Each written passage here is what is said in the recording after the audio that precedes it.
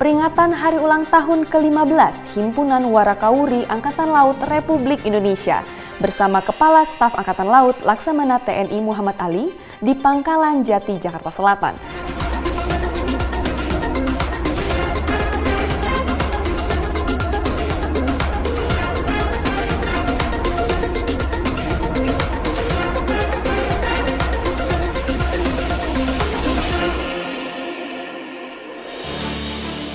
Jika kita merasa cobaan di kehidupan sebesar kapal, maka yakinlah nikmat dan anugerah Sang Pencipta pasti sebesar lautan.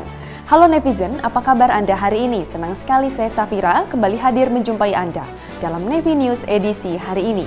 Tentunya dengan sejumlah informasi menarik seputar TNI Angkatan Laut yang telah kami siapkan hanya untuk Anda. Peringatan Hari Ulang Tahun ke-15 Himpunan Warakawuri Angkatan Laut Republik Indonesia bersama Kepala Staf Angkatan Laut Laksamana TNI Muhammad Ali di Pangkalan Jati, Jakarta Selatan. Rekan saya Letnan Uli melaporkan untuk JCM TV. Silahkan Letnan Uli.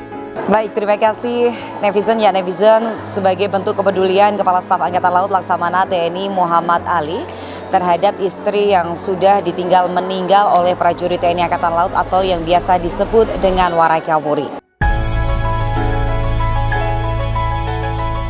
Dengan penuh kesederhanaan dan keharmonisan, Kasal bersilaturahmi dengan para ibu-ibu Himpunan Warakawuri yang berlangsung di Gedung Geraha Jala Bakti, Pangkalan Jati, Jakarta Selatan. Mengingat Perhimpunan Warakawuri ALRI ini dibentuk atas dasar rasa kebersamaan yang tinggi dari para Warakawuri. Dalam rangka menjalin tali silaturahmi, dengan adanya jalinan tali silaturahmi yang erat, dapat tercipta hubungan yang harmonis antar sesama dengan dilandasi dengan rasa asah, asih, dan asuh. Sebagai kita ketahui bersama bahwa ibu-ibu Warakawuri merupakan bagian penting dalam organisasi PPAL yang selama ini telah memberikan dampak yang positif bagi organisasi. Kasal didampingi Ketua Umum Jalak Senastri Nyonya Vera Muhammad Ali dalam HUT Warakawuri ke-15 tahun 2023 nampak begitu dekat dengan para ibu-ibu Warakawuri yang berada di wilayah Jakarta. Acara ini juga dihadiri para Kasal dari masa ke masa, Ketua Umum Jalak Senastri dari masa ke masa, dan para himpunan Warakawuri wilayah Jakarta.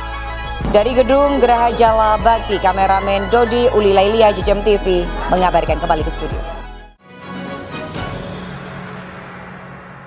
Tim gabungan Koarmada 1 berhasil gagalkan penyelundupan 36 kg sabu di perairan Loksimawe, Aceh. Kejadian berawal saat tim gabungan Koarmada 1 menerima informasi akan adanya pengiriman narkoba melalui perairan Loksimawe, Aceh, yang kemudian dilaksanakan penyekatan menggunakan Sea Hunter milik Lana Loksimawe. Sea Hunter kemudian melakukan pengejaran dan berhasil melaksanakan penangkapan. Setelah dilakukan pemeriksaan, di dalam but ditemukan benda diduga narkotika jenis sabu-sabu sebanyak 36 bungkus, juga seseorang yang diduga kurir sekaligus pemilik barang.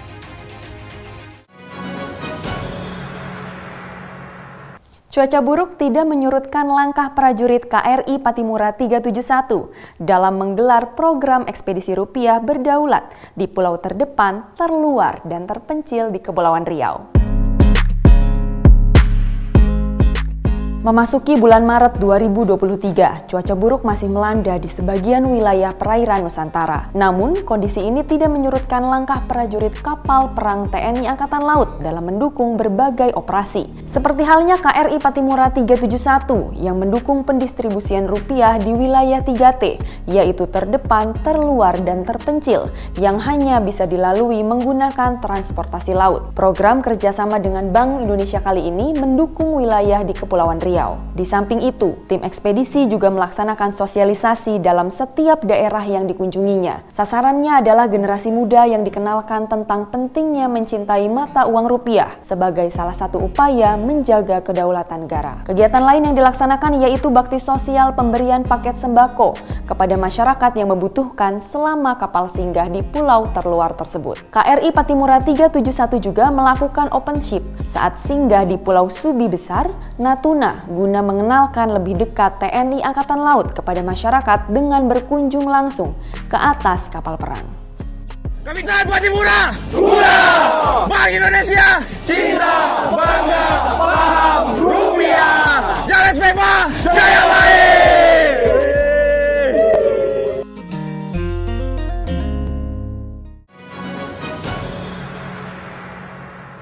Prajurit Koarmada II melaksanakan latihan renang lintas Selat Madura.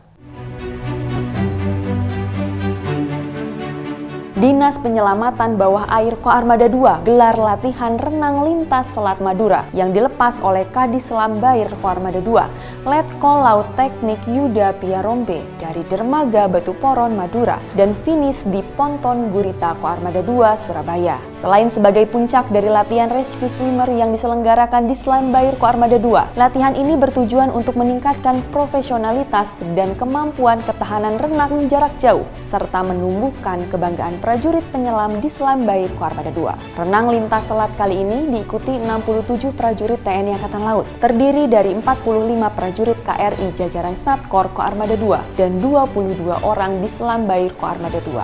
Bagi peserta yang lulus menyelesaikan renang, diberikan pin dan piagam renang Selat Madura sebagai apresiasi kepada peserta.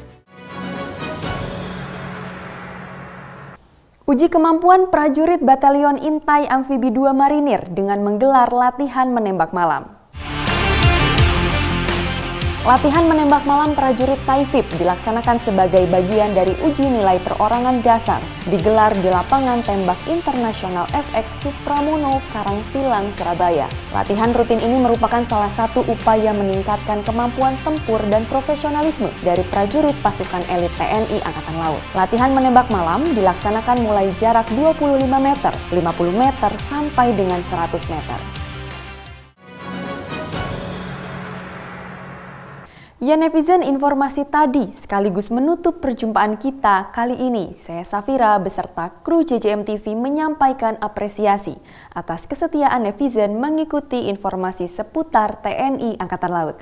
Maritim Jaya, Indonesia maju. Jales Veva, Jaya Mahe. Justru di laut kita jaya. Terima kasih dan sampai jumpa.